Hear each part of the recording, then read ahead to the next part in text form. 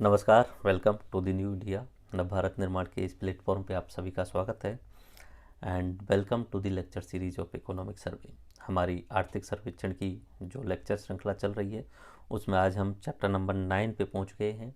Chapter number 8 में हमने शिक्षा एवं स्वास्थ्य से रिलेटेड जितनी भी सरकार की योजनाएं और सरकार के जो भी प्रयास किए जा रहे हैं उनके बारे में हमने बात की थी एंड आई टोल्ड कि हम चैप्टर नंबर 9 में अन्य सामाजिक कार्यक्रमों के बारे में बात करेंगे।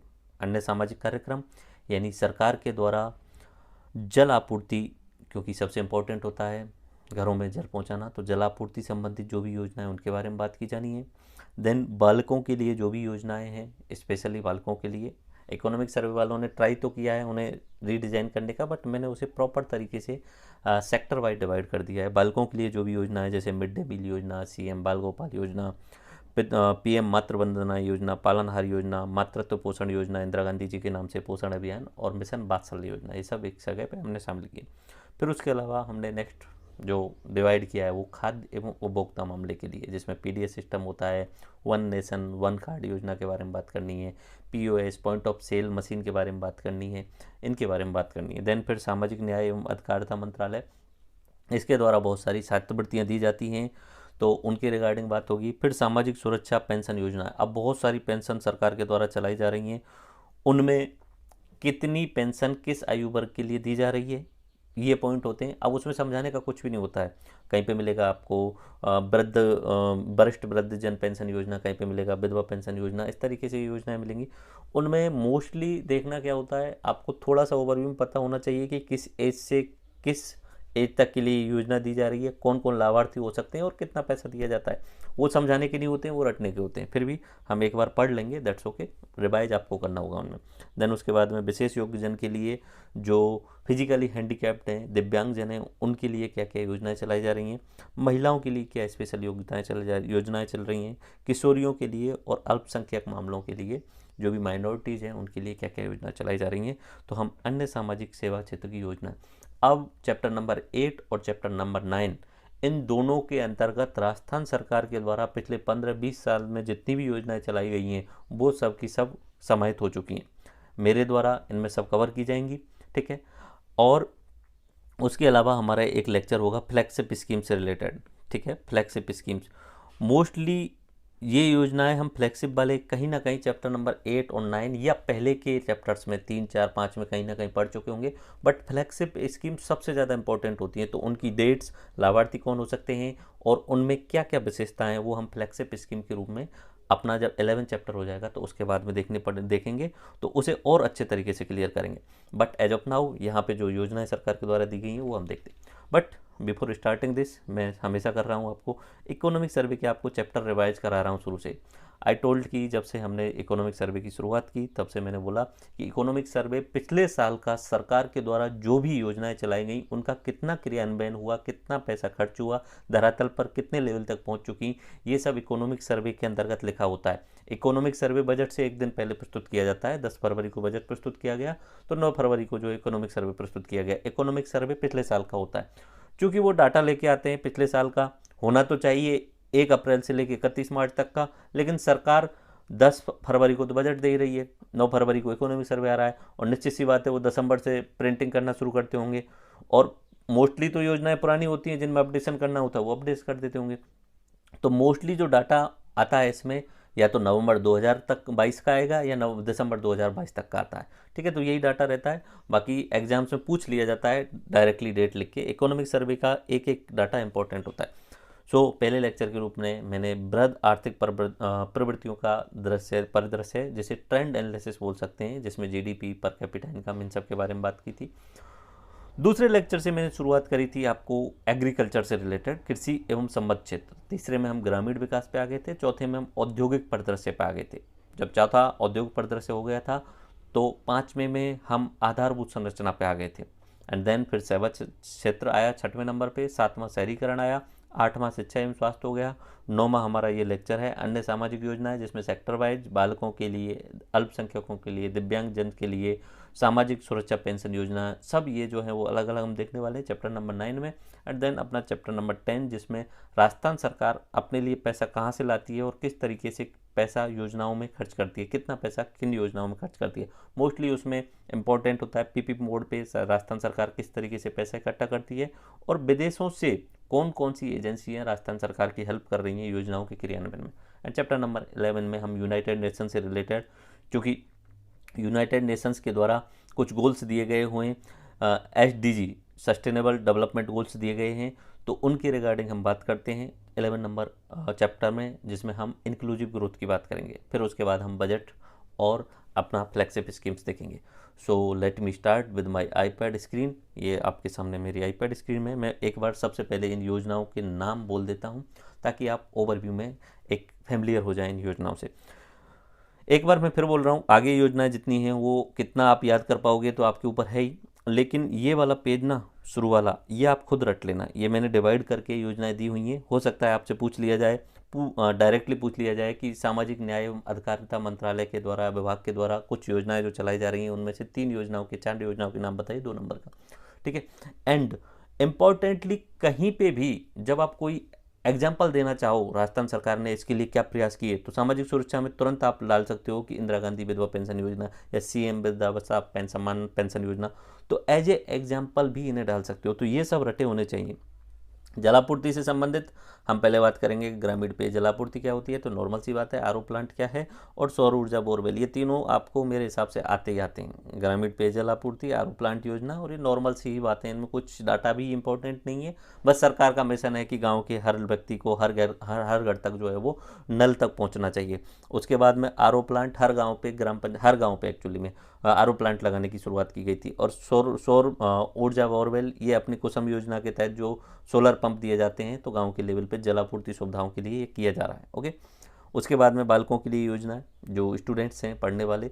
एक तो है मिड डे मील, सबसे इम्पोर्टेंट योजना, बहुत काफ़ी इंपॉर्टेंट, जो मध्याह्न टाइम पे भोजन दिया जाता है बच्चों के लिए, जिससे विद्यार्थियों की संख्या बढ़ती है, उपस्थिति उनकी कंटिन्यूस रहती है, पोषण में वृद्धि होती है।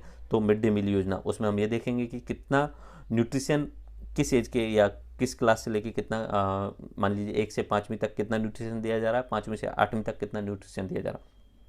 उसके अलावा नई योजना चलाई CM बाल गोपाल योजना, इसमें दूध पिलाया जाता है बच्चों के लिए, तो वो पाउडर दूध होता है। उसके बाद में PM मातृवंदना योजना, पालनहार योजना, इंदिरा गांधी मातृत्व पोषण योजना, ये बच्चों के लिए सारी योजना है। पोषण अभियान, मिशन वात्सल्य योजना। खाद्य एवं उपभोक्ता मामला, खाद्य एवं उपभोक्ता मामला थोड़ा सा समझाने का है, तो मैं इसे अच्छे तरीके से आपको समझा लूँगा, ठीक है। ये निबंध के रूप में भी यूज किया जा सकता है, एंड मेंस में भी काफ़ी जगह सवाल बन सकते हैं। पब्लिक डिस्ट्रीब्यूशन सिस्टम, सार्वजनिक वितरण प्रणाली क्या है, 1 नेशन 1 कार्ड योजना क्या है, पॉइंट ऑफ सेल मशीन क्या है, ठीक है। और किस तरीके से जियो टैगिंग के माध्यम से, GARDS प्रणाली के माध्यम से इस जो PDS सिस्टम है, इसमें जो खामियां हैं उनको दूर किया जा रहा है, ये हम देख सकते हैं। तो ये समझाने का, इसमें समझाने का सबसे ज़्यादा इंपॉर्टेंट यही है, इस पर ज़्यादा फोकस करेंगे। बाकी चीज़ें जो हैं वो मेरे हिसाब से डाटा ही डाटा हैं ज़्यादा, ठीक है, वो पढ़ने का होता है, फिर भी मैं पढ़ के आपको बताऊँगा। सामाजिक न्याय एवं अधिकारिता विभाग के द्वारा ये उत्तर मैट्रिक PG के लिए छात्रवृत्तियाँ दी जा रही हैं, छात्रावास सुविधा दिया जा रहा है, अम्बेडकर DBT वाउचर योजना दी जा रही है, मुख्यमंत्री कन्यादान योजना शुरू की गई है, आवासीय विद्यालय खोले गए हैं, और अंतर्जातीय विवाह करने पे doctor Savita Ben Ambedkar, doctor Savita Ben एक महिला थी जिन्होंने अम्बेडकर जी के साथ में शादी की थी, तो उनके नाम से मिलकर के अंतर्जातीय, other caste in the sense SC ST की कोई महिला या पुरुष अदर कास्ट के साथ में शादी करता है, तो उसमें ये कुछ प्रोत्साहन राशि दी जाती है, करीब करीब 5 लाख के आसपास में। सामाजिक सुरक्षा पेंशन योजना, बहुत सारी पेंशन योजनाएं हैं, ठीक है, ये हम देखेंगे। विशेष योग्यजन के लिए छात्रवृत्ति योजना है, स्वरोजगार योजना है, सिल्कोसिस नीति है, आस्था योजना है, कृत्रिम अंग लगवाने के लिए सरकार सहायता देती है। महिला सशक्तिकरण के लिए, वुमेन एम्पावरमेंट के लिए बहुत सारे कार्यक्रम किए जा रहे हैं।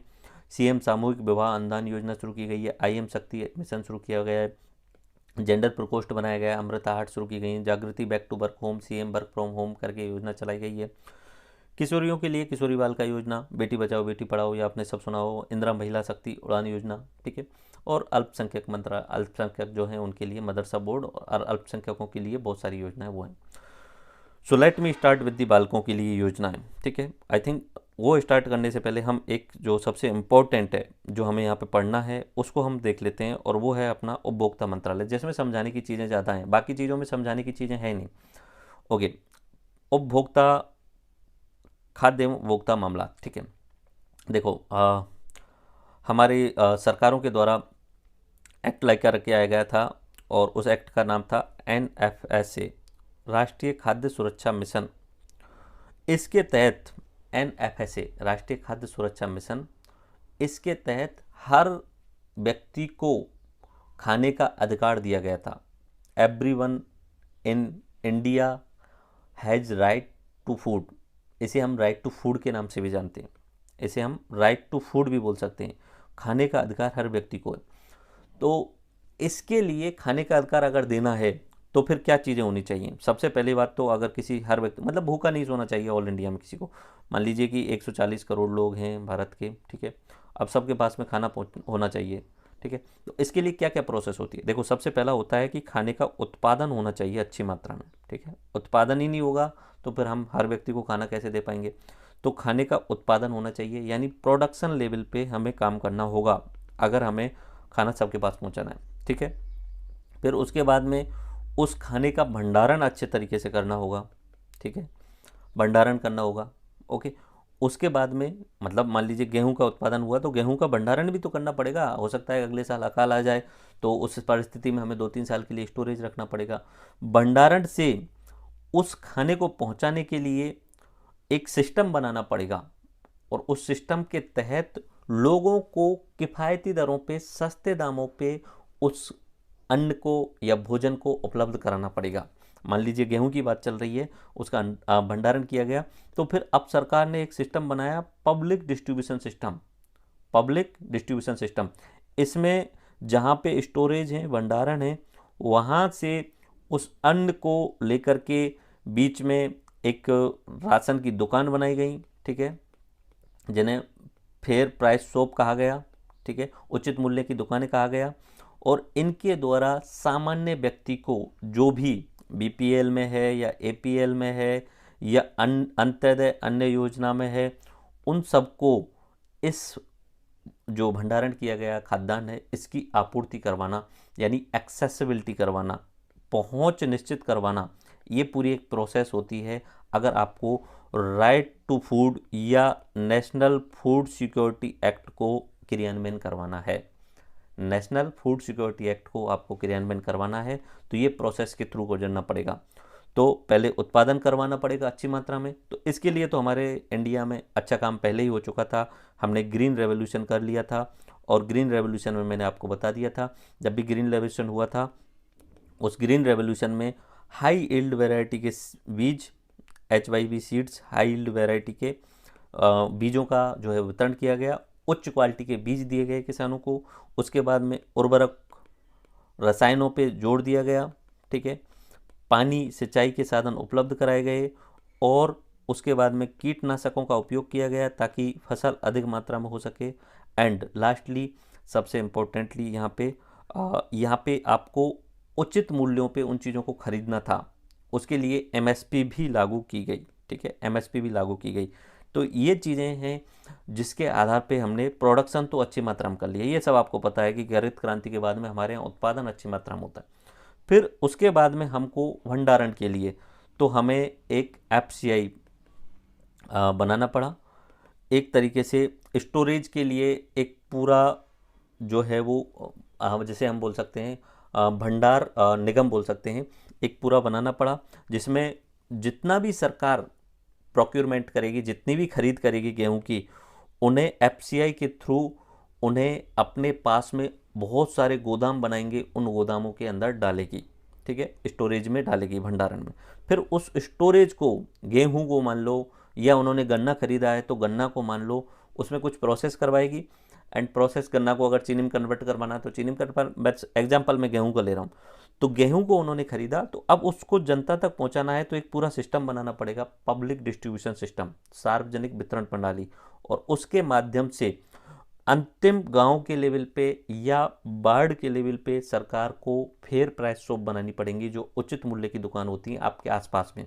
वहाँ पे आपको उचित मूल्य में पुराने समय पे भी मिलता था, जैसे गेहूँ मिलते थे, चीनी मिलती थी, उसके बाद में अपना तेल मिलता था, ठीक है, ये चीज़ें मिलती थी। उसके अलावा आजकल चावल वगैरह भी दिए जाते हैं, अलग अलग जगह पे अलग अलग चीज़ दी जा सकती हैं।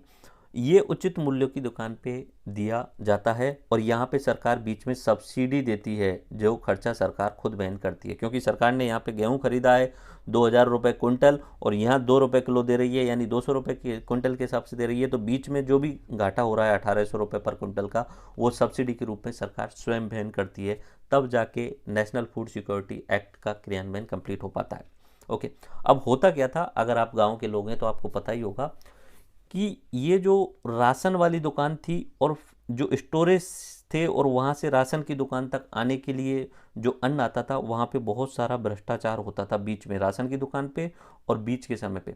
इसके लिए सरकार ने फिर आधार कार्ड को यूज करते हुए पॉइंट ऑफ सेल मशीन का वितरण शुरू किया। पॉइंट ऑफ सेल मशीन का वितरण ये कि आधार कार्ड को कनेक्ट कर दिया एंड एक स्मार्ट कार्ड जनरेट कर दिया। पहले तो होते थे राशन कार्ड, आप सबके और हमारे सबके राशन कार्ड होते थे, जिसमें आपके घर के सभी मुखिया के नाम एंड सभी बालकों के नाम होते थे। पॉइंट ऑफ सेल मशीन वितरण की जो भी यहाँ पे फेयर प्राइस शॉप हैं इनके लिए। एंड अब आप जब भी गेहूँ लेने जाओगे, चीनी लेने जाओगे या तेल लेने जाओगे, तो आपको आधार कार्ड से कनेक्ट किया जा चुका है। तो आपको अंगूठा लगा करके, क्योंकि आधार आपका बायोमेट्रिक है, अंगूठा लगा करके आपको जो है वो अन्न मिलेगा, या गेहूं या अनाज जो भी है मिलने वाला है, वो मिलने वाला है। ओके, उससे क्या होगा कि ये जो फेयर प्राइस शॉप वाले हैं, जिन्हें हम डीलर बोल सकते हो, डीलर आपके गांव में आसपास डीलर बोलते हैं, ये डीलर भ्रष्टाचार नहीं कर सकते। और ऊपर की साइड में, जब भंडारण से नीचे की साइड में जो भ्रष्टाचार होता था, उसके लिए सरकार ने एक जियो टैगिंग प्रणाली शुरू कर दी। जब भी भंडारण से ट्रक चलेगा, एप्लीकेशन में अपडेट हो जाएगा कि इस समय ट्रक चल दिया है, इसमें खाना जो है अन्न होगा या अनाज होगा या कुछ तेल वगैरह होगा, वो है। एंड उस समय एप्लीकेशन में अपडेटेड रहेगा, मैप हमेशा अपडेटेड रहेगा, और जब तक राशन कार्ड वाले के पास पहुंचेगा तब तक अपडेटेड रहेगा। तो पूरा एक डिजिटल सिस्टम बना दिया गया था। ये है अपना उपभोक्ता मामलात के द्वारा जो चलाया जा रहा सिस्टम है। ठीक है, तो ये आपका PDS system, ration FPS system, ये आप सबको अगर पता है तो अच्छी बात है, नहीं पता है तो थोड़ा याद कर लीजिएगा। ठीक है, पब्लिक डिस्ट्रीब्यूशन सिस्टम, सार्वजनिक वितरण प्रणाली, इसके तहत हर व्यक्ति तक अन्न, अनाज या बेसिक आधारभूत सुविधाएं उपलब्ध करवाई जाती हैं सरकार के द्वारा। सरकार सब्सिडी देती है और ये डीलर लोकल लेवल पे जो भी व्यक्ति या जो भी लाभार्थी उनको वो सुविधा उपलब्ध कराते हैं। ठीक है, अभी स्मार्ट कार्ड वाला, और एक इसमें नया पॉइंट और आया, वन राशन वन नेशन वाला ऑप्शन। पहले क्या होता था कि अगर आपके पास में राशन कार्ड है तो आपको एक नज़दीक वाला डीलर लोकेट कर दिया जाता था, आपके गांव वाला या आपके वार्ड वाला, कि आप इसी डीलर के पास में जाकर के जो है ओनली इसी डीलर के पास में जाकर के क्या ले सकते हैं, अपना अनाज ले सकते हैं या जो भी आधारभूत सुविधा सरकार दे रही है वो ले सकते हैं। मान लीजिए कि आपका राशन कार्ड आपके गाँव में बना हुआ है, आप जयपुर में काम करने आ गए, मजदूर हैं, तो अब फिर आप वो फेयर प्राइस शॉप से कहीं जयपुर से ले ही नहीं सकते थे। इसलिए उन्होंने राजस्थान केंद्र सरकार के द्वारा प्लान किया गया कि वन नेशन वन राशन वाला प्लान, जिसमें आधार इनेबल्ड किया गया। और अब आप कहीं से भी ऑल इंडिया में, क्योंकि अभी 1-2 राज्य और छूट गए हैं, बाकी मोस्टली सभी राज्यों में लागू हो चुका है वन नेशन वन राशन वाला कॉन्सेप्ट, जिसमें आप ऑल इंडिया में कहीं से भी अपना जो सरकार के द्वारा सब्सिडाइज प्राइस पे जो आपको उत्पाद दिए जा रहे हैं वो ले सकते हैं। ठीक है, ये पूरा सिस्टम है उपभोक्ता मामलात वाला। एक एक करके हम पढ़ लेते हैं। Let me start this. Okay, mains में काफ़ी इंपॉर्टेंट रहता है, प्री में शायद ही कोई सवाल बनेगा, लेकिन मेंस में बहुत सारी जगह लिखने के लिए हो सकता है। राज्य में सार्वजनिक वितरण के बहुउद्देश्यों की प्राप्ति, जैसे कीमतों में स्थिरता सुनिश्चित करना। इससे एक अच्छा फायदा ये भी होता है कि भले ही गेहूं के दाम 20 रुपये पर किलो हों या 25 रुपये पर किलो हों, लेकिन सरकार आपको फिक्स कीमतों पे देने वाली है, 2 रुपये पर किलो के हिसाब से या 1 रुपये पर किलो के हिसाब से। तो कीमतों में स्थिरता हो रही है। यहाँ से आपूर्ति अगर कम भी हो गई होगी तो सरकार अपने गोदामों से अधिक मात्रा में खाद्यान्न को निकाल करके लोगों तक पहुंचाएगी। आपूर्ति की कमी आने पर भी वस्तुओं की राशनिंग इन द सेंस की कुछ लिमिटेड आधारभूत वस्तुएं जो आपको कम कीमत पे दी जा सकती हैं, वो राशनिंग ओके की राशनिंग तथा समाज के गरीब एवं जरूरतमंदों को बुनियादी वस्तुओं को सस्ती दरों पर आपूर्ति सुनिश्चित करने के लिए सार्वजनिक वितरण प्रणाली को संस्थागत रूप से लागू किया गया। उचित मूल्य की दुकानों के नेटवर्क स्थापित किए गए। उचित मूल्यों की दुकान करीब करीब 5.5 लाख उचित मूल्यों की दुकान है आज के टाइम पे, उससे ज़्यादा है, फिक्स डाटा याद नहीं है बट ओवरव्यू में याद रखता हूँ मैं हमेशा। तो 5.5 लाख के आसपास में उचित मूल्य की दुकान है। ऑलमोस्ट ये मान के चलिए कि 6 लाख से ऊपर हमारे गाँव है, तो मोस्टली सभी गाँव में या छोटी छोटी ढाणियाँ हैं तो आसपास के गांव के लिए उचित मूल्य की दुकान स्थापित की जा चुकी हैं, जिन्हें हम फेयर प्राइस शॉप कहते हैं, एफपीएस कहते हैं। नेटवर्क स्थापित किया गया, खाद्यान्नों का आवंटन, वितरण, राशन कार्ड जारी करना, उचित मूल्यों की दुकानों के कामकाज का पर्यवेक्षण करना आदि की जिम्मेदारी राज्य सरकार को दी गई थी। ठीक है, ये सब काम किसके लिए दे दिया गया था? राज्य सरकार को दिया गया था। ठीक है, उचित मूल्यों की दुकानों के नेटवर्क के माध्यम से गेहूं, चावल और चीनी जैसी आवश्यक वस्तुओं का वितरण मासिक आधार पर नियमित रूप से किया जाता है। ठीक है, और राष्ट्रीय खाद्य सुरक्षा मिशन एनएफएसए के अंतर्गत पात्र लाभार्थियों के मापदंड की समीक्षा करके खाद्य सुरक्षा प्रदान करने वाले संबंध में नवीनतम अधिसूचना जारी की गई। इसका कोई महत्व है नहीं। ठीक है, अब इसमें 2-3 चीज़ हैं। एक तो ये है कि राष्ट्रीय खाद्य सुरक्षा योजना क्या है, वो आपको पता ही है। राष्ट्रीय खाद्य सुरक्षा योजना के अंतर्गत अंत्योदय अन्न योजना या अंत्योदय आय योजना, अंत्योदय अन्न योजना परिवार के जो भी राशन कार्ड धारक हैं उनको 35 किलो पर परिवार, और बीपीएल के जो हैं उनको पर व्यक्ति प्रति माह 5 किलो के हिसाब से, गेहूँ 2 रुपये किलो के हिसाब से। अब चेंज कर दिया गया है 1 मार्च 2019 से, पहले 2 रुपये किलो के हिसाब से था, अभी 1 रुपये किलो के हिसाब से दिया जाता है। इसमें 1 रुपये की सब्सिडी और एक्स्ट्रा राज्य सरकार देती है। ठीक है, तो अभी वर्तमान में 1 रुपये पर किलो के हिसाब से दिया जाता है। तो ये तो राष्ट्रीय खाद्य सुरक्षा मिशन हो गया। ठीक है, ये इसमें हमारी राजस्थान सरकार ने 2 रुपये की जगह 1 रुपये और सब्सिडी एक्स्ट्रा करके अब आपको गेहूँ जो है वो 1 रुपये पर किलो के हिसाब से दिया जाता है। उसके बाद में वन नेशन वन कार्ड योजना, इस योजना में लाभार्थियों का आधार सीडिंग का कार्य किया जा रहा है, आधार से कनेक्ट किया जा रहा है राशन कार्ड को। राजस्थान के 4.10 करोड़ लाभार्थियों की सीडिंग की जा चुकी है, जो कि 96% है। वर्तमान में राज्य स्तरीय पोर्टेबिलिटी तथा अंतर्राज्यीय पोर्टेबिलिटी लागू है। आप राजस्थान के किसी भी ज़िले में जाके 1 महीने का राशन ले सकते हैं। अगर आप अंतर्राज्य में भी जाते हैं तो भी वहाँ से आप अपना राशन ले सकते हैं। राज्य का कोई नागरिक अन्य राज्य से अथवा अन्य राज्य का नागरिक राजस्थान में अपना राशन प्राप्त कर सकता है। अगर कोई बिहार से, यूपी से हमारे राजस्थान में काम करने आता है गांव से, तो यहाँ राजस्थान में जयपुर में जो भी राशन की दुकान होगी उस पर जा कर के अपना राशन ले सकता है। ओके, उसके अलावा राजस्थान सरकार के द्वारा एक स्पेशल सहरिया, खैरवा और कथौड़ी जनजातियों के लिए खाद्य सुरक्षा दी गई है। उसमें क्या है कि इन जनजातियों के लिए खाद्य तेल, घी और दाल भी दिए जा रहे हैं। ठीक है, और इसमें सहायता कौन कर रहा है? जनजातीय क्षेत्र विकास विभाग के द्वारा। ये 12 जिले के सहारिया जनजाति और उदयपुर जिले की कथौड़ी और खैरवा जनजाति के लिए प्रति माह प्रत्येक सदस्य के हिसाब से 250 ml घी, 500 ml तेल और 500 ग्राम दाल निःशुल्क उपलब्ध कराई जाती है। ओके, उसके बाद हम बात करते हैं उचित मूल्य की दुकानों पर पॉइंट ऑफ सेल मशीनों का वितरण। ठीक है, पॉइंट ऑफ सेल मशीन वितरण एक तरीके से आप जो नॉर्मली अगर आप राशन पे जाते होंगे तो आप देखते होंगे, इवन इफ आप अगर पेट्रोल डलवा रहे होंगे तो पेट्रोल के लिए जब आप अपना कार्ड देते हो ना एटीएम, उन्हें भी एक तरीके से पॉइंट ऑफ सेल मशीन बोला जाता है। सेलिंग के पॉइंट पे वो जो मशीन होती है वो। ठीक है, अब वहाँ तो आपको क्या करना होता है, या तो अपना एटीएम कार्ड वगैरह देना पड़ता है। पॉइंट ऑफ सेल मशीन में या तो आप अपना स्मार्ट राशन कार्ड देंगे या अपना अंगूठा लगाएंगे।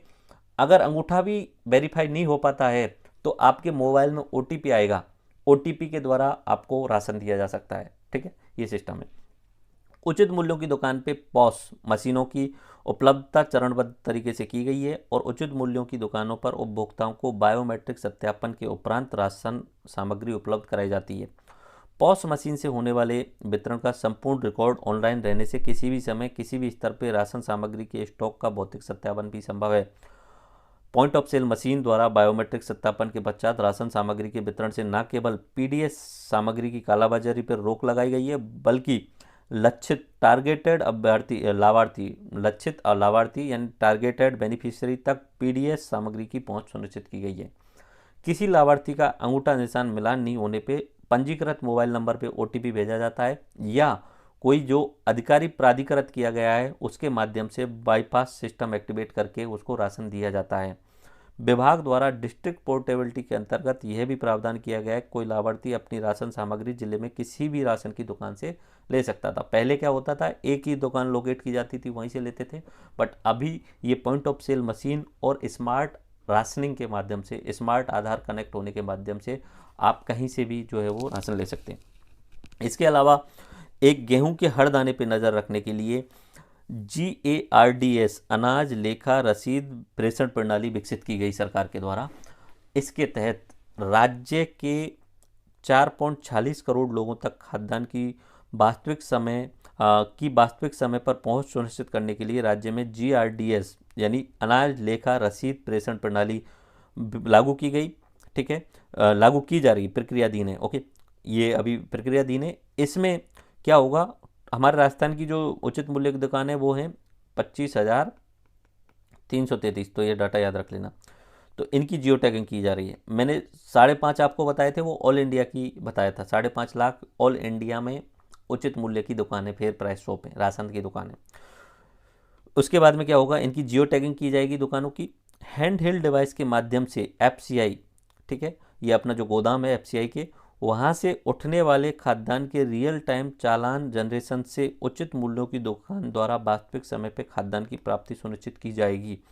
जब FCI के गोदाम से जो अनाज है या जो भी परिवहन के ट्रांसपोर्ट के साधन में डाला गया है, उस समय से रियल टाइम पे आपको बोल दिया जाएगा कि 3 घंटे के अंतर्गत आपका सामान लोगों तक भी पहुंचे, इसकी लोगों तक भी पहुंचे। लोग एप्लीकेशन के माध्यम से इसे देख सकते हैं कि हमारे पास के फेयर प्राइस शॉप पे अनाज आ चुका है या तेल आ चुका है या नहीं आया, ये हम देख सकते हैं इसमें जियो टैगिंग के माध्यम से।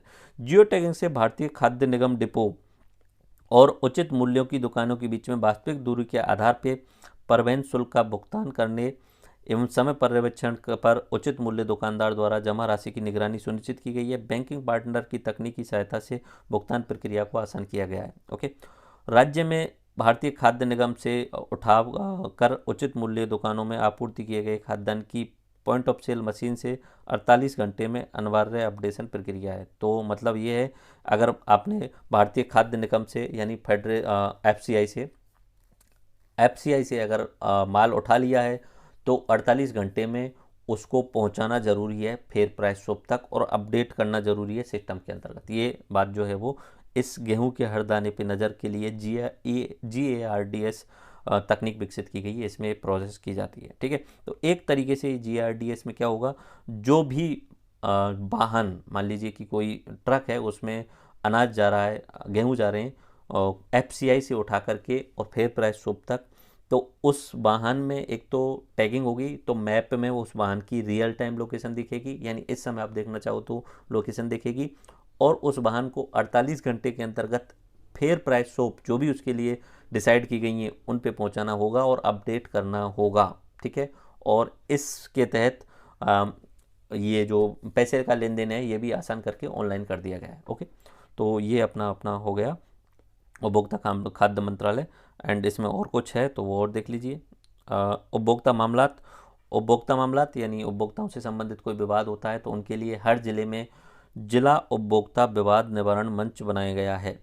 ठीक है, जयपुर में जो है वो 4 बना दिए, जोधपुर में 2 बना दिए और बाकी सब जगह 1-1 हैं, तो कुल मिला के 37 जिला मंच बन गए और 6 सर्किट बेंच यानी संभागीय मुख्यालय बन चुके हैं। ओके, और उपभोक्ता संरक्षण अधिनियम 2019 के अंतर्गत ये सब किया गया है। उपभोक्ता से रिलेटेड कोई भी मामला है, उनका विवाद है, तो उसके निवारण के लिए ये मंच बनाए गए। उसके अलावा राजस्थान राज्य खाद्य एवं नागरिक आपूर्ति निगम लिमिटेड RSFCSCL, ठीक है, कंपनी अधिनियम 1956 के तहत वर्ष 2010 में राजस्थान राज्य खाद्य एवं नागरिक आपूर्ति निगम लिमिटेड की स्थापना की गई, जिसने 27 दिसंबर 2010 से कार्य योजना प्रारंभ किया।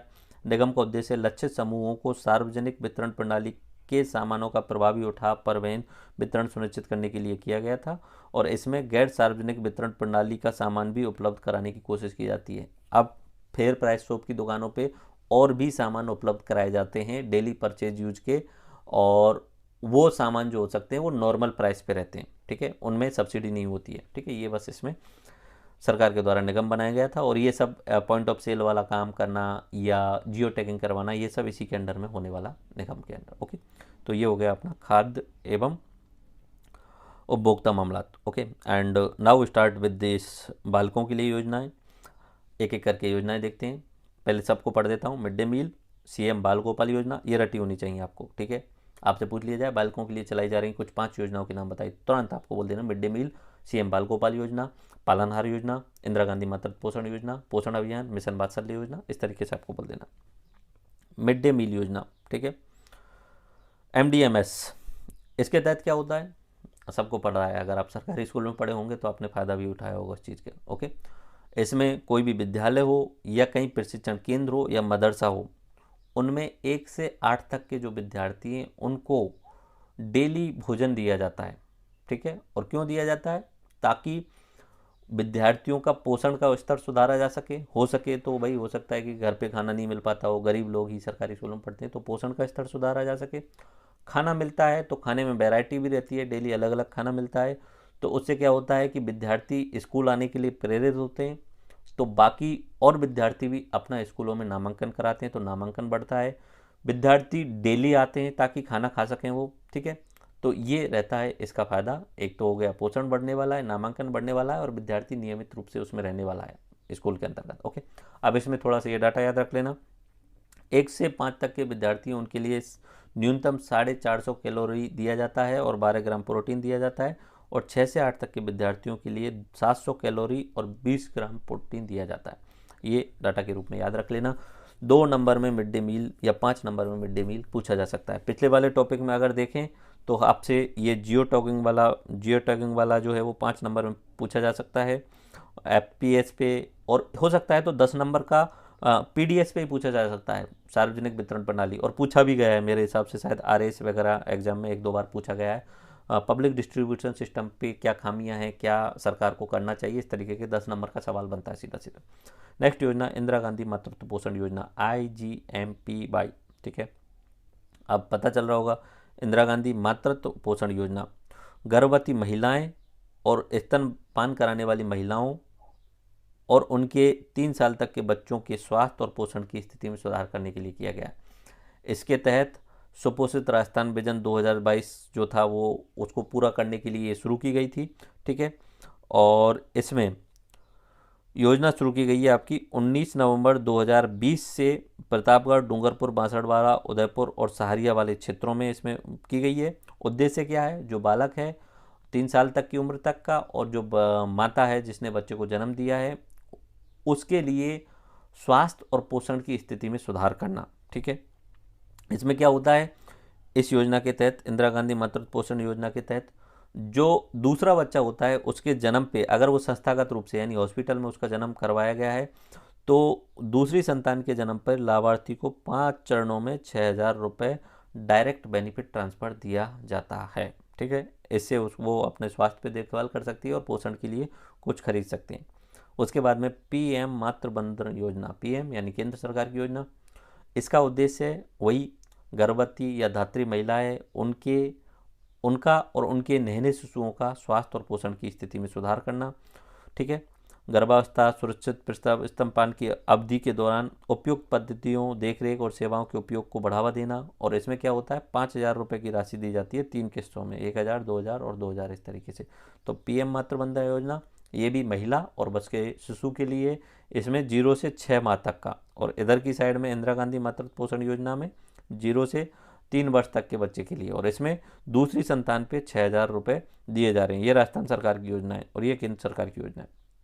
उसके बाद में किशोरी बालिका योजना, इसमें भी कोई खास बात नहीं है, बस एक तो मंत्रालय याद रख लेना, महिला एवं बाल विकास मंत्रालय, भारत सरकार के निर्देशानुसार आयु वर्ग 11 से 14 वर्ष की किशोरी बालिकाओं के लिए पूर्व में संचालित योजना के स्थान पे 1 अप्रैल 2022 से राज्य के 5 आकांक्षी जिलों में, जहां पे नॉर्मल सी बात है लिंगानुपात कम होगा, उन क्षेत्रों में 14 से 18 वर्ष की किशोरी बालिकाओं के लिए आत्म विकास के लिए सहयोगात्मक वातावरण जनरेट करना, आत्मनिर्भर बनाने के लिए, सशक्त बनाने के लिए, शिक्षित बनाने के लिए, जागरूक नागरिक बनाने के लिए ये योजना शुरू की गई थी। तो किशोरी बालिका योजना, ओके।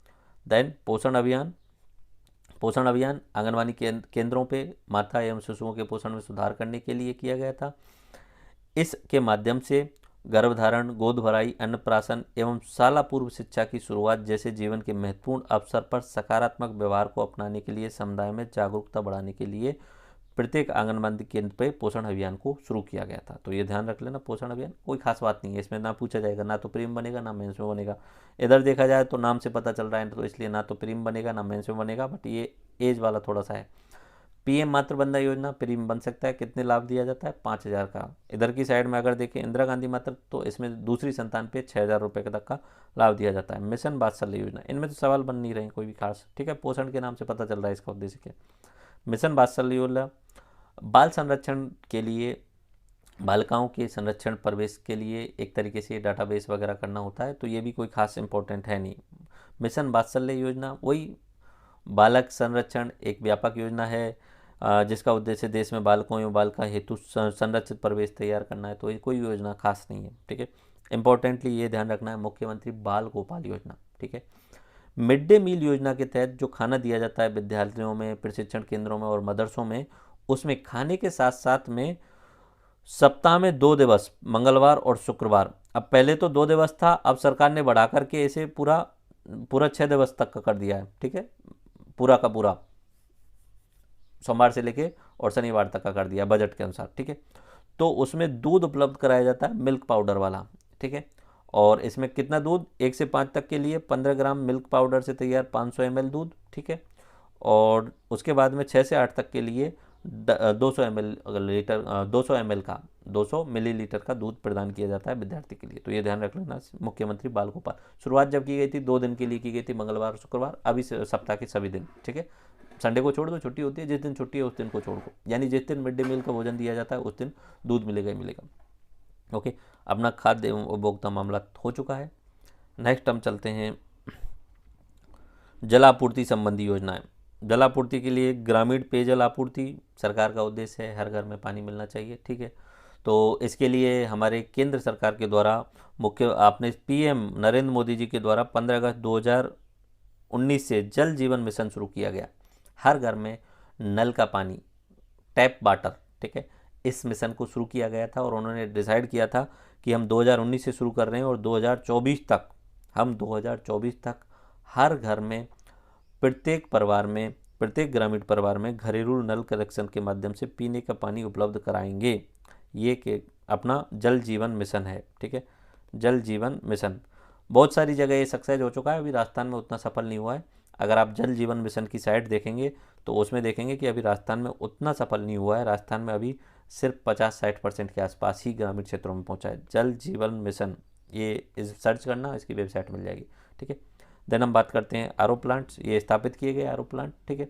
अब इसमें ध्यान रखना क्या है कि क्यों आरओ प्लांट स्थापित किए जाते हैं, सबको पता है, खारेपन और फ्लोराइड की समस्याएं होती हैं, उनसे दूर करने के लिए गाँव में, ढाडियों में आरओ प्लांट स्थापित किए गए। इसका कार्य कौन कर रहा है ये देख लेना, जन स्वास्थ्य अभियांत्रिकी विभाग द्वारा किए गए आरओ प्लांट की स्थापना। सौर ऊर्जा आधारित बोरवेल पंपिंग सिस्टम, अब तक कुल मिला के इतने नवंबर 2022 तक इतने बोरवेल सिस्टम सौर ऊर्जा आधारित लगाए जा चुके हैं राजस्थान के अंतर्गत, ठीक है। आपने देखा ही होगा, कभी आप रास्ते में जाएंगे तो आपको एक बोरवेल दिखेगा और उसके ऊपर सोलर पैनल दिखेगा, तो वो सौर ऊर्जा आधारित सरकार के द्वारा बनाए गए ताकि लोगों को पानी की पहुंच हो जाए। उसके अलावा बृहत सिंचाई परियोजना, ये सब आप पढ़ चुके हैं, इंदिरा गांधी नहर परियोजना, चंबल नहर परियोजना, नर्मदा, ओके, बीसलपुर, जवाई बांध, ये वाले आप पढ़ चुके हैं। अब बात करते हैं सामाजिक न्याय एवं अधिकारिता मंत्रालय या विभाग के द्वारा कौन कौन सी जो हैं वो योजनाएं चलाई जाती हैं। उत्तर मैट्रिक योजना, छात्रावास सुविधा, ठीक है, एक एक करके देखते हैं। पहले तो सामाजिक न्याय एवं अधिकारिता कल्याण, ये देख लेते हैं। सामाजिक विकास, सामाजिक कल्याण एक कल्याणकारी राज्य का महत्वपूर्ण और अभिन्न अंग है। समाज का विकास करना, समाज का कल्याण करना, हर व्यक्ति को साथ में लेकर चलना, ठीक है, जिसे भारत के संविधान के डीपीएसपी में भी शामिल किया गया। भारतीय संविधान में स्पष्ट रूप से अंकित है, राज्य समाज के कमजोर वर्गों और विशेष रूप से पिछड़े, अनुसूचित जातियों एवं अनुसूचित जनजातियों के शैक्षणिक और आर्थिक हितों को विशेष देखभाल के साथ बढ़ावा देगा और सामाजिक अन्याय और सभी प्रकार के शोषण से रक्षा करेगा, ठीक है। ये अपने संविधान के अंतर्गत लिखा हुआ है। तो सामाजिक न्याय करना सभी राज्य सरकारों का उत्तरदायित्व है। तो इसके लिए SC, ST, OBC, EWS, MBC, इनके लिए कुछ योजनाएं चलाई जाती हैं। तो उत्तर मैट्रिक छात्रवृत्ति योजना, पोस्ट ग्रेजुएशन, पोस्ट मैट्रिक, उत्तर मैट्रिक, ओके। तो इसमें क्या होता है, पोस्ट मैट्रिक में, ओके, इसमें क्या होगा कि SC, ST, OBC, EWS और MBC के जो छात्र उत्तर मैट्रिक छात्रवृत्ति प्रदान की जाती है और वही कि इनकी माता पिता की आय जो है वो 2.5 लाख से कम होनी चाहिए। ईडब्ल्यूएस में उन्होंने बोला हुआ है 5 लाख से कम होनी चाहिए। और इनको क्या दिया जाता है, छात्रवृत्ति स्कॉलरशिप दी जाती है बस। ओके। उसके बाद में मुख्यमंत्री कन्यादान योजना, पहले इसका नाम था सहयोग एवं उपहार योजना, ठीक है।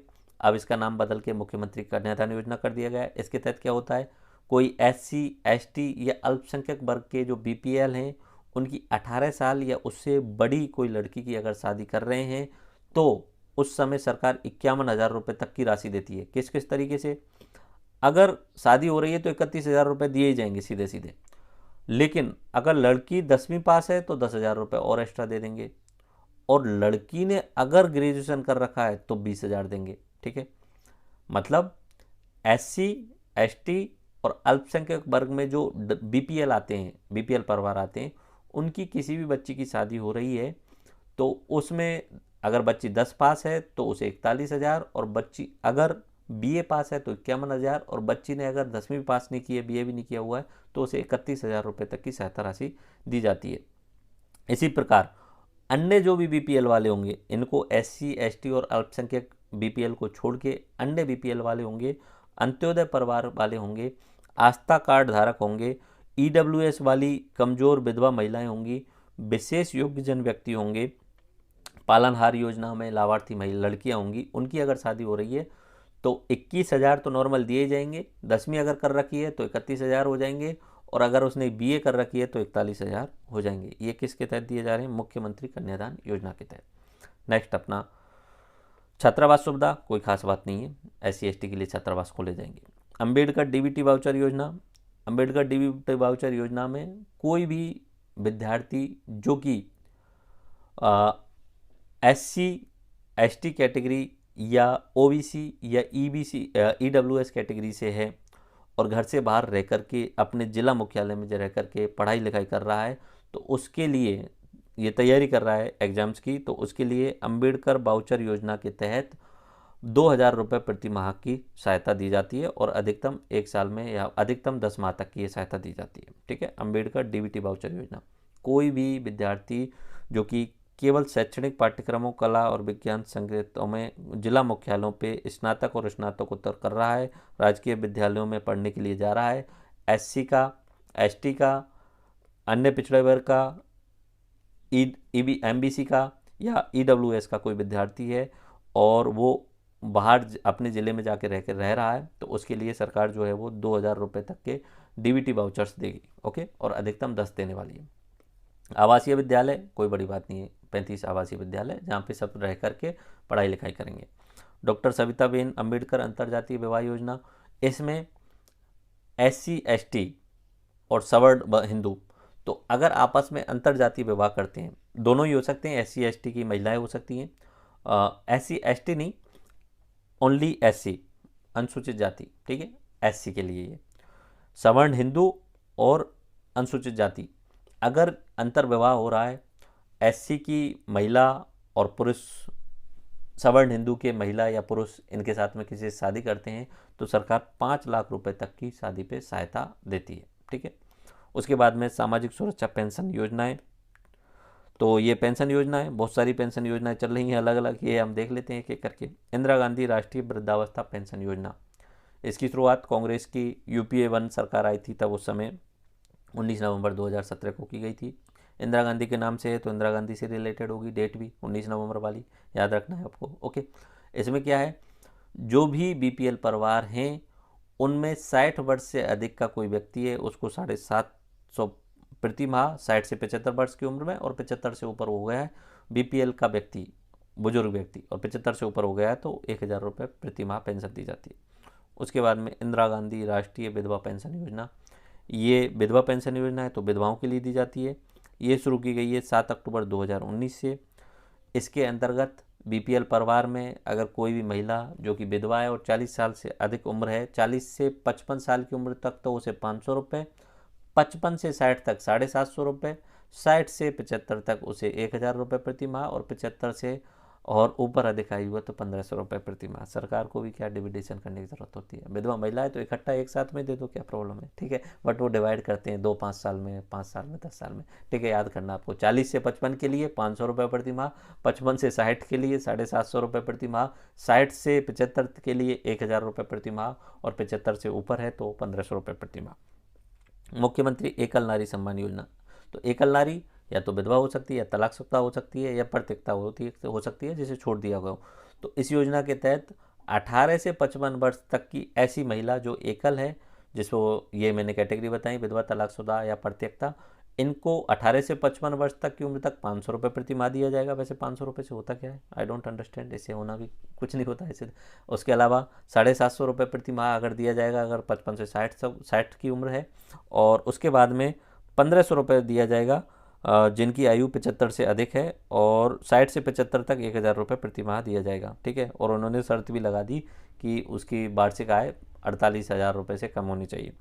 उज्ज्वला योजना, ये काफ़ी इंपॉर्टेंट है, 2 नंबर के लिए पूछी जा सकती है, क्योंकि नाम से आप कंफ्यूज हो सकते हैं, इसमें समझ नहीं पाएंगे कि नाम क्या कहना चाह रहा है। तो याद रखना, ये उज्ज्वला योजना काफ़ी इंपॉर्टेंट, इसलिए स्टार्ट लगा दिया था मैंने। जो योजनाओं में नाम से आप डायरेक्ट अनुमान नहीं लगा सकते हो कि ये योजना किससे रिलेटेड है, वो इंपॉर्टेंट है। एक्चुअली में अब इधर देखो, मुख्यमंत्री एकल नारी, आप खुद अनुमान लगा सकते हो, कोई एकल नारी होगी उसके लिए पेंशन दे रहे हैं, ठीक है।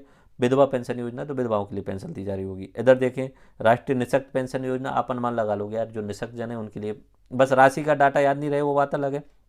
वृद्धावस्था सम्मान पेंशन योजना, आप अनुमान लगा लोगे, बड़े बुजुर्गों के लिए पेंशन दी जा रही होगी। विशेष योग्यजन, अनुमान लगा लोगे कि जो दिव्यांग जन है उनके लिए पेंशन दी जा रही होगी।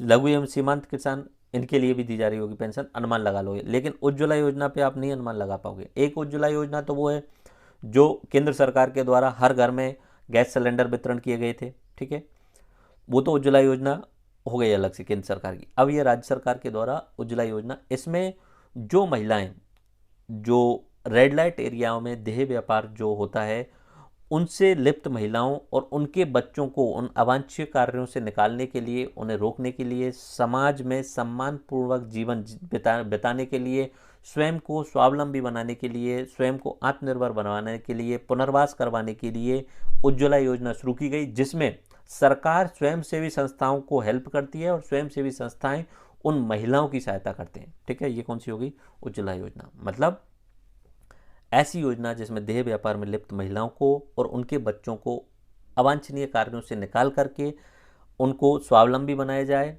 उनका पुनर्वास करवाया जाए, और हो सके तो कैसे भी करके समाज में सम्मानपूर्वक जीने के लिए उन्हें प्रेरित किया जाए। इसमें सरकार स्वयंसेवी संस्थानों को हेल्प करेगी और स्वयंसेवी संस्थान उन महिलाओं और उनके बच्चों की हेल्प करेंगे, ओके। इधर वाली इंदिरा गांधी राष्ट्रीय निःशक्त पेंशन योजना, समझ में आ गया, निःशक्त लोगों के लिए शुरू की गई है, ठीक है, केंद्र सरकार की योजना है। मुख्यमंत्री वृद्धावस्था पेंशन योजना, ये भी आपको समझ में आ गया, मुख्यमंत्री जी के द्वारा शुरू की गई, तो राजस्थान की है। ये डाटा आप खुद देख लेना, कौन सी वर्ष में कितने रुपए दिए जा रहे हैं, ऐसे मैं बार बार नहीं बोलूँगा, ये खुद का देखने का है। मुख्यमंत्री विशेष योग्यजन योजना, यानी ये विशेष योग्यजन फिजिकली हैंडीकैप्ड जो होते हैं, दिव्यांगजन, उनके लिए। लघु एवं सीमांत बद्धजन कृषक किसान, जो लघु और सीमांत किसान होते हैं, लघु यानी जिसकी 2 हेक्टेयर से कम हो, और उसके सीमांत 1 हेक्टेयर तक के होते हैं, तो ये होता है लघु एवं सीमांत किसान जो होते हैं, और वृद्ध हो चुके हैं उनके लिए हेल्प, तो ये आप देख लेना। उसके बाद में मुख्यमंत्री अनुपूर्ति की योजना, ठीक है, इसे मैं पढ़ देता हूँ आपको।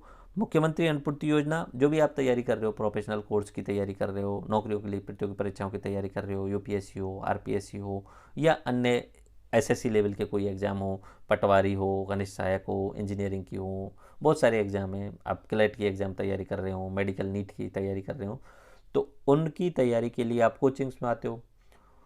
अब मुख्यमंत्री अनुपूर्ति योजना के तहत सरकार ने बोला कि हम क्या करेंगे, जो तैयारी करने वाले विद्यार्थी आ रहे हैं उनमें कोई एससी का है, कोई एसटी का है, ईडब्ल्यूएस का है, ओबीसी का है, अल्पसंख्यक है, आर्थिक पिछड़ा है, एमबीसी का है, या विशेष योग्यजन है, और जिनकी आय या उनके माता पिता की आय 8 लाख से कम है और राज्य के सेवा में कार्य नहीं कर रहे हैं, तो वो फॉर्म भर दीजिए अनुपूर्ति योजना के। तो कोचिंग में वो अपनी फीस देंगे, कोचिंग में फीस नहीं देनी पड़ेगी विद्यार्थियों को, कोचिंग वालों को फीस सरकार दे देगी, ठीक है। ये क्या है, मुख्यमंत्री अनुपूर्ति योजना। अभी इस बार के बजट में 30,000 विद्यार्थियों को फ्री में पढ़ाने का सरकार के द्वारा बजट में बोला गया है। ठीक है, अभी नए बजट में 30,000 विद्यार्थियों का बोला। देन विधवा विवाह उपहार योजना, विधवा अगर कोई विवाह करना चाह रही है तो सरकार 15,000 रुपये देगी। कोरोना सहायता योजना शुरू की गई थी 15 जून 2021 से। तो जो भी कोविड महामारी में अनाथ हो चुके थे बच्चे या विधवा हो चुकी थी महिलाएं, उनको आर्थिक सहायता, सामाजिक और शैक्षणिक सहायता प्रदान करने की कोशिश की गई। इसमें 1 लाख रुपए एकमुश्त दिए गए थे और 18 वर्ष की आयु में अगर बालक बालिकाएँ उनकी 18 वर्ष की आयु हो रही है तो 2500 रुपये प्रति माह। और उसके अलावा 18 वर्ष की आयु होने पे बालक और बालकों के लिए ये अपना इन्होंने 1 लाख रुपए की प्रति माह 18 वर्ष की आयु तक तो है 2500 रुपये प्रति माह, और उसके बाद में जो है वो 2,000 रुपये वार्षिक रहे। 18 वर्ष की आयु पूर्ण होने पर 5 लाख की सहायता राशि दे है। नवजीवन योजना, अब ये भी थोड़ा सा याद रख लेना क्योंकि नाम से पता नहीं चल पा रहा होगा, थोड़ा सा रिलेट तो कर सकते हैं बट नाम से पता नहीं चल पा रहा होगा, मैं बोल देता हूँ। आजीविका के लिए वैकल्पिक अवसर संसाधन प्रदान करने, निरक्षरता दूर करने और व्यक्तियों को बुनियादी सुविधाएं प्रदान करने, अवैध शराब के निर्माण, भंडारण और बिक्री में शामिल समुदायों को आजीविका प्रदान करने के उद्देश्य से नवजीवन योजना शुरू की गई। नवजीवन योजना मतलब वो लोग जो अवैध शराब बनाते हैं उनके लिए शुरू की गई, और उनके लिए क्या बोला गया कि आप अवैध शराब बनाने वाला ये जो इलीगल तरीका है इसे छोड़िए, आपके लिए हम वैकल्पिक अवसर दे रहे हैं, आपको कोई दूसरा रोजगार पहुंचाने की कोशिश करेंगे, आपको हम साक्षर करेंगे, आपको हम स्किल डेवलप करवाएंगे, बुनियादी सुविधाएं आपको प्रदान कराएंगे, आप दूसरा रोजगार देखो। तो वो किसके लिए नवजीवन योजना? जो अवैध शराब का निर्माण करते हैं, भंडारण करते हैं और बिक्री करने वाले जो समुदाय हैं उनके लिए। हमारे राजस्थान में बहुत सारी ऐसी कास्ट हैं जो कि शराब का निर्माण करती हैं, और चूँकि शराब का निर्माण करना अब इलीगल ही है, सरकार खुद शराब सेल करवाती है, तो सरकार के तरीके से हो रहा है तो लीगल है, लेकिन कोई व्यक्ति अपने लेवल पे कर रहा है तो वो इलीगल हो जाता है। ओके, तो ये नवजीवन योजना है जो समुदाय शराब निर्माण में लिप्त होते थे इलीगल तरीके से उनके लिए। वृद्ध कल्याण योजना, ठीक है, वो वृद्धों के कल्याण के लिए वृद्ध कल्याण योजना। पालनहार योजना, ठीक है, ये आप पढ़ लेते हैं। पालनहार योजना, पालन योजना कठिन परिस्थितियों में रहने वाले बच्चों की सहायता प्रदान करने के लिए राजस्थान सरकार की एक प्रमुख नगद हस्तांतरण योजना है। ये योजना उन बच्चों की देखभाल के लिए आरंभ की गई थी जिनके माता पिता या दोनों की मृत्यु हो गई है या आजीवन कारावास या मौत की सज़ा काट रहे हैं। माता की मृत्यु हो गई है, पिता को आजीवन कारावास काट रहा है, या बहुत सारी कंडीशन है। प्रारंभ में योजना सिर्फ एससी के बच्चों के लिए थी, बाद में इसे बढ़ाकर सभी जाति के अनाथ बच्चों, विधवा के बच्चों, 3 बच्चों तक, कानूनी रूप से विवाहित विधवा के बच्चों, कुष्ठ रोग से प्रभावित माता पिता के बच्चों और इनके लिए है। तो मतलब ओवरऑल में क्या है कि अगर कोई बालक अनाथ है, ठीक है, उसके माता पिता उसके संरक्षण के लिए है नहीं, तो इसके तहत उसको कोई पालने वाला अगर कोई व्यक्ति, उनका रिश्तेदार अगर उनकी सहायता करने के लिए तैयार हो रहा है तो उस रिश्तेदार को सहायता दी जाती है। इस योजना के अंतर्गत 0 से 6 वर्ष की आयु के आंगनबाड़ी में दाखिल अनाथ बच्चों को 1,500 रुपये प्रति माह, 6 से 18 वर्ष की आयु में विद्यालय जाने वाले अनाथ बच्चों को 2,500 रुपये प्रति माह, अन्य श्रेणियों में 0 से 6 के लिए 500 और 6 से 18, और पहली वाली जो श्रेणी है उसमें उन्होंने बोला हुआ है तो ऐसे बच्चों का उत्तरदायित्व लेने वाले व्यक्तियों को पालनहार भी कहा जाता है। ठीक है, ओके, ये इन्होंने बोला हुआ है। अभी इसे अन्य श्रेणी किसके लिए बोला है, एक बार आप इसे दोबारा देख लेना। बट सीधा ऑप्शन ये हुआ कि अगर कोई बालक अनाथ है, उसके माता पिता उसका संरक्षण नहीं कर रहे हैं, तो कोई भी व्यक्ति, उसका रिलेटिव हो या कोई जानकार हो, वो बोले कि मैं इस बच्चे को पालन करना चाहता हूँ, मैं इस बच्चे को पढ़ाना चाहता हूँ, इसके जीवन की देखरेख करना चाहता हूँ, ठीक है, आप इसका जीवन का देखरेख करो, सरकार आपकी सहायता करेगी। और जो देखरेख करने वाला है वो कौन है? पालनहार। उस पालनहार की सहायता करेगी।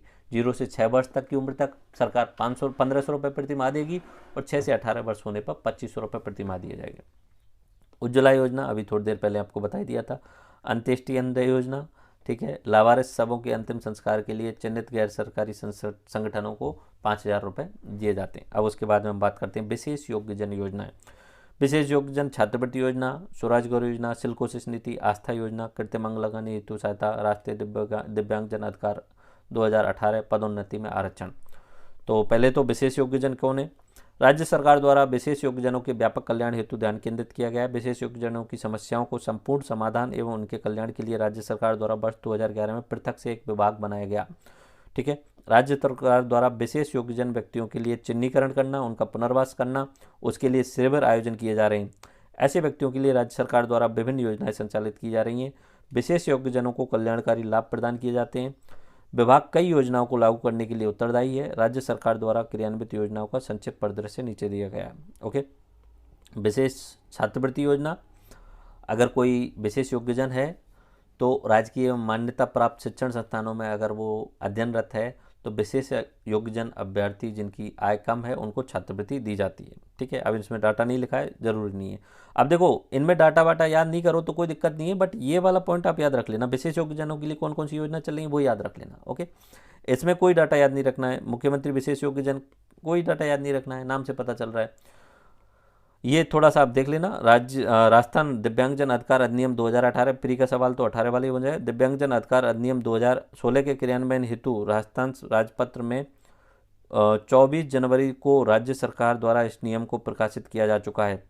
उक्त नियमों के प्रावधानों के अनुसार विशेष योग्यजनों को सरकारी सेवाओं में लाभ जो है वो 4% तक बढ़ा दिया गया है। अब ये जो अधिकार है राजस्थान दिव्यांगजन अधिकार अधिनियम 2018, चूँकि 2016 में बनाया गया था लेकिन लागू जो हुआ है वो 2018 में हुआ है और प्रॉपरली लागू 2019 में हुआ, तो 18 के नाम से इन्होंने लिखा है। अब इकोनॉमिक सर्वे वाले जाने उसी चीज़ के लिए 2016, 18 और 19 तीनों डेट लिख दी है, अब वो जाने, उनका काम जाने, बट आप ये याद रख लेना दिव्यांगजन अधिकार अधिनियम 2018 के नाम से। ओके, इसमें क्या कर दिया गया, जो भी फिजिकली हैंडीकैप्ड हैं वो किसी भी सरकारी सेवा में एग्जाम देने वाले हैं तो उनको 4% रिजर्व। पदोन्नति यानी जब प्रमोशन होने वाला है तो दिनांक 21 अक्टूबर 2021 से राज्य में विशेष योग्यजन कार्मिकों को पदोन्नति में 4% जो था उसे बढ़ा करके 5% तक ये थोड़ा दिनांक 21 अक्टूबर 2021 से राज्य में विशेष योग्यजन कार्मिकों को पदोन्नति में 4% आरक्षण के साथ ही सीधी भर्ती में अधिकतम आयु सीमा में 5 वर्ष की अतिरिक्त छूट और अंकों में भी 5% की छूट दी गई है। तो ये पदोन्नति में आरक्षण में उनको छूट दी गई है फिजिकली हैंडीकैप्ड को 4%। कृत्रिम अंग उपकरण लगाने के लिए सहायता दी जाती है।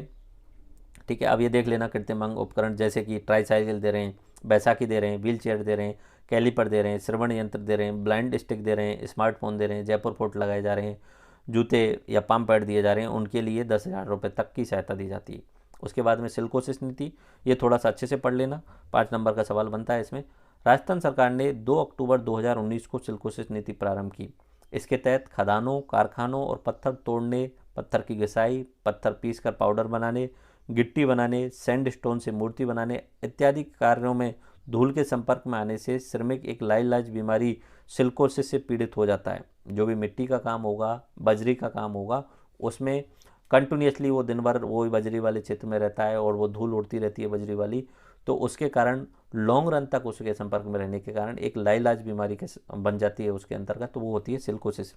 तो सिल्कोसिस पीड़ितों की सहायता के लिए आर्थिक मदद के साथ साथ ऐसे कार्यस्थल व श्रमिकों की पहचान, पुनर्वास, बीमारी की रोकथाम एवं नियंत्रण के उपाय अपनाए जाएंगे।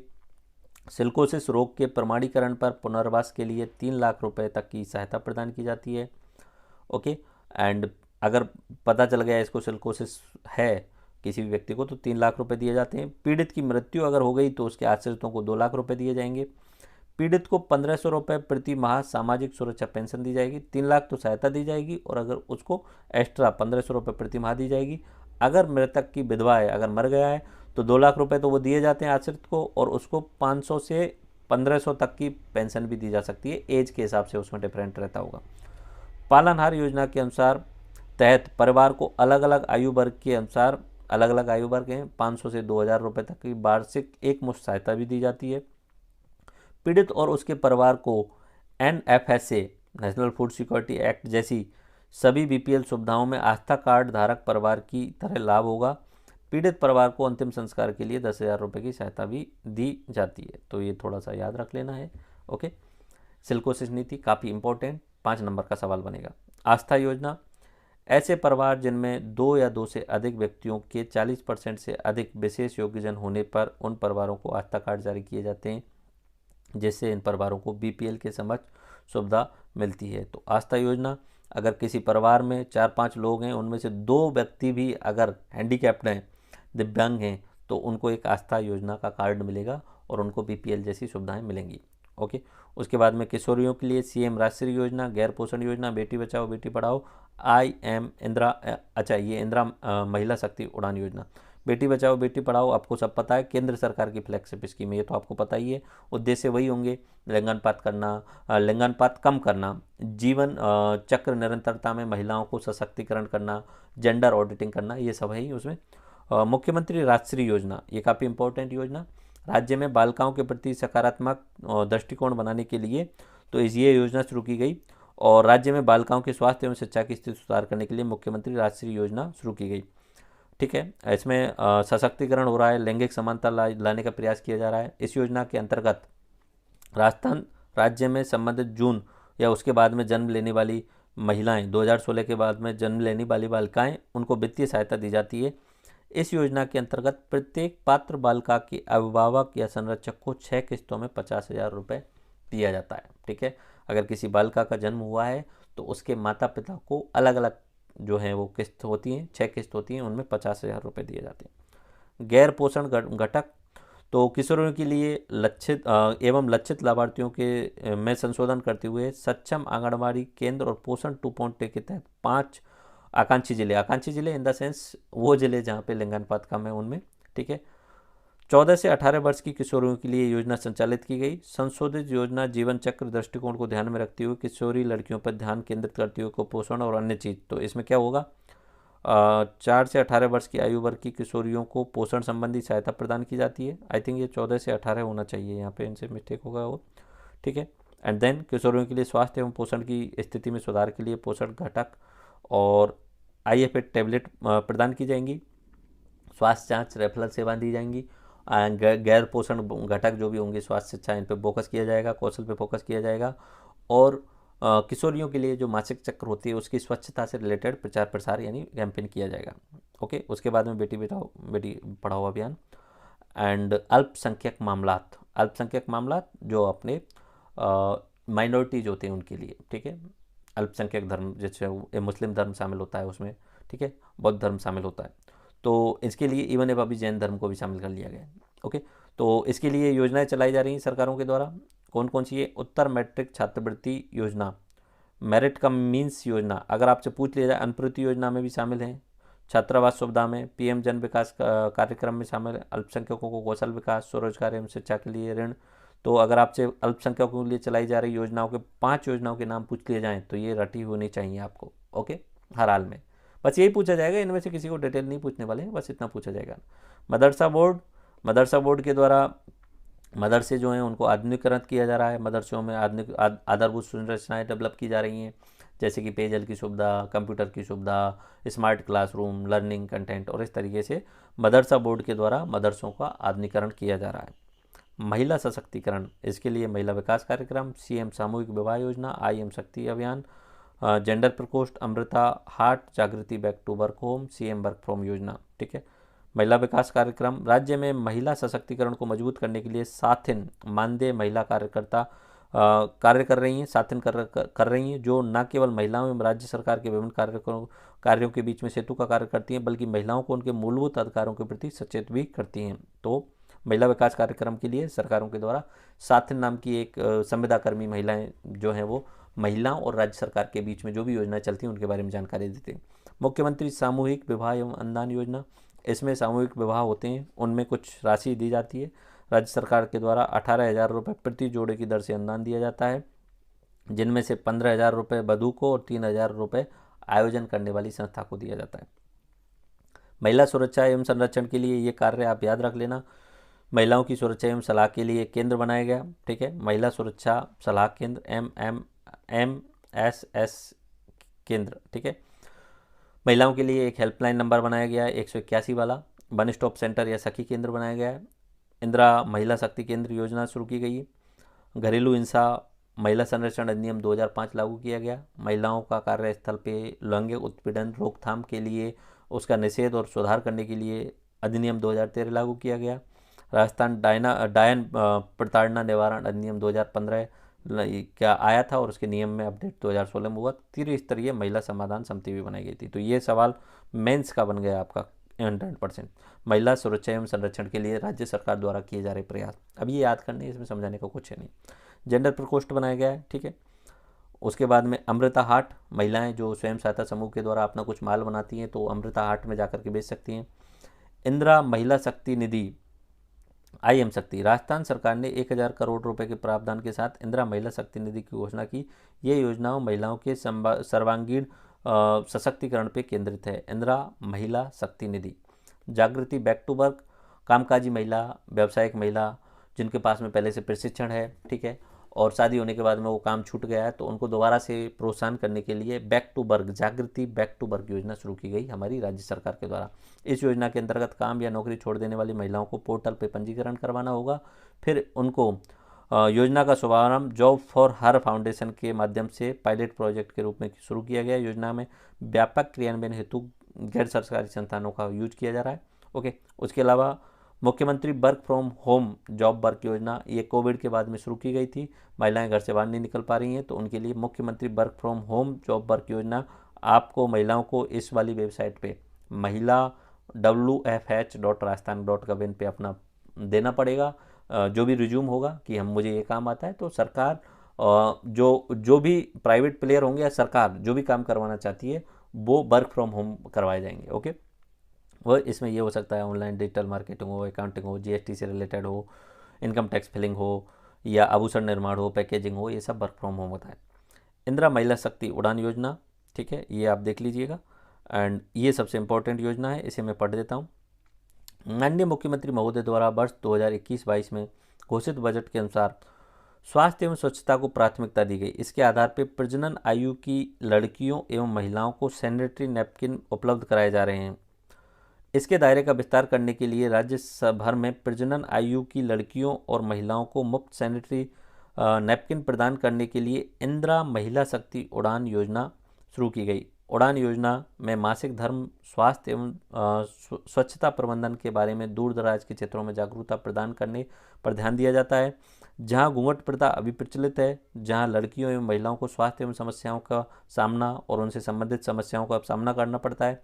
इस प्रकार महिला एवं स्वयं सहायता समूह, नागरिक समाज संगठन के माध्यम से सैनिटरी नैपकिन का वितरण किया जाता है। योजना के प्रथम चरण में 19 लाख किशोरियों या महिलाओं के लिए अब तक 19 लाख किशोरियों को लाभान्वित किया गया और द्वितीय चरण में करीब 1.5 करोड़ 1.51 करोड़ महिलाओं को निःशुल्क सैनिटरी नैपकिन्स दिए गए।